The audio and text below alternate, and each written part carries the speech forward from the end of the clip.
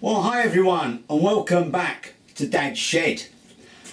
This will be a very quick overview of where I am at the moment, apart from in the shed.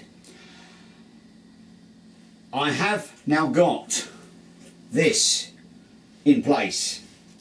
I have tested it and I'll do a little bit on what I've got here, and it's rather nice, but it's now where I want it. But that has given me a lot of grief because there was no room, absolutely no room at all. So what has happened down here, the easy turn used to take up all this space at the end here, which meant I couldn't get down the side of the lathe, or the new lathe.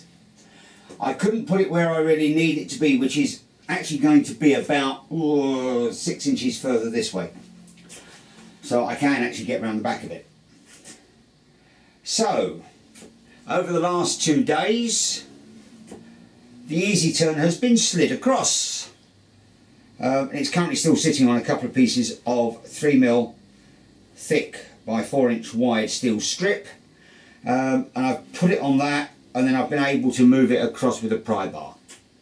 So that's now sitting where it is.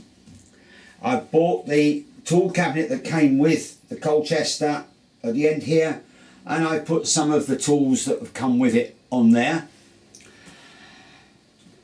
How did the move go? Yeah, almost exactly as I wanted it to. Almost. You saw the piers that I made that will take the front of the engine hoist and allow it to come into the shed over the 6-inch drop, and they work perfectly.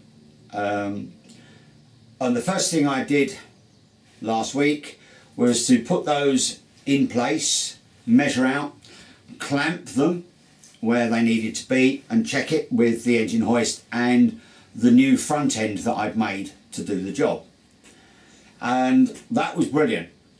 I moved the bantam around to the doorway. I put the piers alongside where I needed them to be, clamped across the end of it, rolled the engine hoist in, attached it to the lifting point on the bantam, hoisted it up, rolled it back out onto the pathway, lowered it onto the pathway onto its wheels, and then I moved it out the way. And I moved it that way because I couldn't go that way, because coming up that way was going to be this. And when I got this, the first thing I did, I've bought some very heavy duty 1.5 ton casters that also lock and lift, so you can raise them on the stop block so that you can actually level using the casters.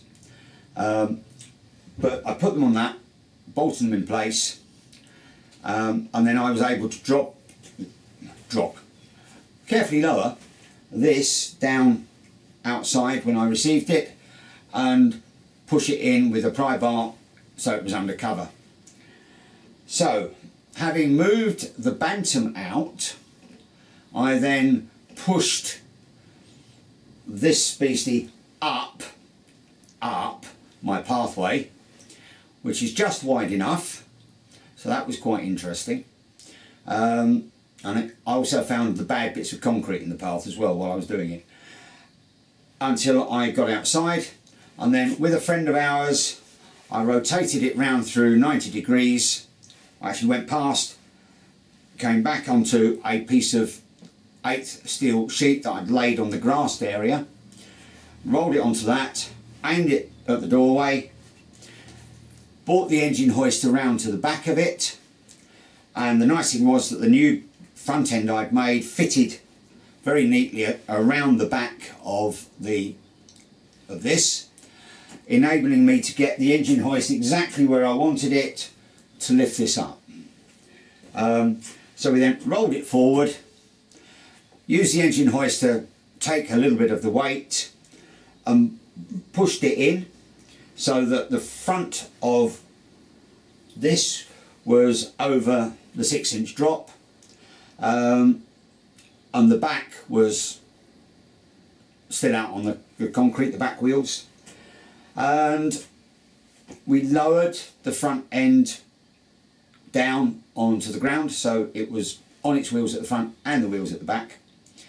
And the last bit was simply going to be for the last foot from where the wheels are here backwards, and then lower it down, which is where it all went ever so slightly wrong. And if you look at this picture, you'll see what happened to the new forks I made. I was concerned about my welding, but it didn't seem to be a problem. And the welding wasn't the problem. The welding was I had misjudged, and I really should have done some stress calculations, how much stress, twisting stress, was going to be on the 70mm square by 3mm wall tube. And the whole tube twisted as we took all the weight on it. So what we ended up doing was moving it forward and lowering it down onto the back half of the rear plinth, and then using my 2-ton car jack, hydraulic trolley jack, to lift it up, roll it forward, and then lower it down that way onto some blocks. I then got the jack out, and using another jack which was a bit lower, lowered it down the last bit. So that's how it came in, almost the way I planned. Yeah, note to myself, do some stress calculations before you lift something that's nearly a ton in weight. And then once it was in here, not a problem. The Myford's on wheels, I can move that around, and I can push this in and push it into place.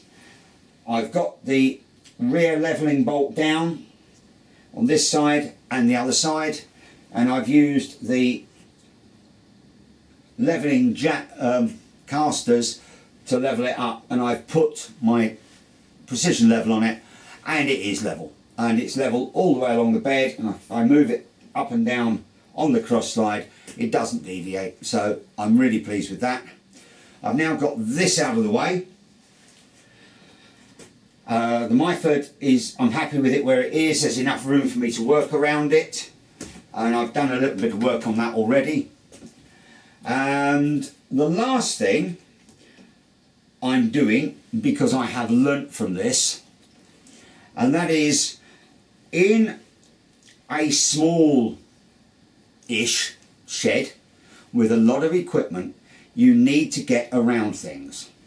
And therefore everything that is going to be heavy and awkward, like this tool chest, which with the tools in it is going to weigh a fair few pounds, and this chest here is all going on casters, and there'll be decent quality high capacity locking casters. They'll be screwed in, bolted in, so that I can put it in where I want it, like there. And when I need to get around something, I can just unlock the casters, pull it out of the way, do what I need to do, and get back. It also will help me being able to clean in the shed. I'm also going to manufacture a frame for the easy turn, which will have locking casters on it, and there'll be, again, ton weight capacity, so that I can lift the jack feet up so it drops down onto the casters. And if I need to do some work on it, because this really is work in progress, it will work, it will turn, but it's not right. And if I am going to keep using it, I want some improvements. So I am going to be doing some work on that at some point. And to get around the back of it, I need to lose about 5 stone, which isn't going to happen. So I want to be able to pull it out easily, push it back in easily, and then level it. so there'll be a caster frame going on there. I can move the Elliott shaper, so that's going to stay as is. And yes, I've managed to sort out a few bits and pieces. Not right, because I've moved stuff from that end that was on bits that I've moved out of the shed altogether. So I now need to work out a flat wall to mount some racking panels on to get all these racking bays into place. And then I can put some shelves, sort some shelving out and tidy up, because one of the other things I found, there was so much stuff around that I'd put to one side because it will be useful, but it probably won't be useful until after I'm dead. So I do need to go through and sort out what's in here, what I need, what I'm likely to need in the next 5 to 10 years, and what I'm never ever going to use. So it's work in progress. I need a cup of tea. So I thought you'd like to see this, which is now operational. And now I've moved some stuff around. I've got room to use it. So I'm going to look forward to that tomorrow. Cheers.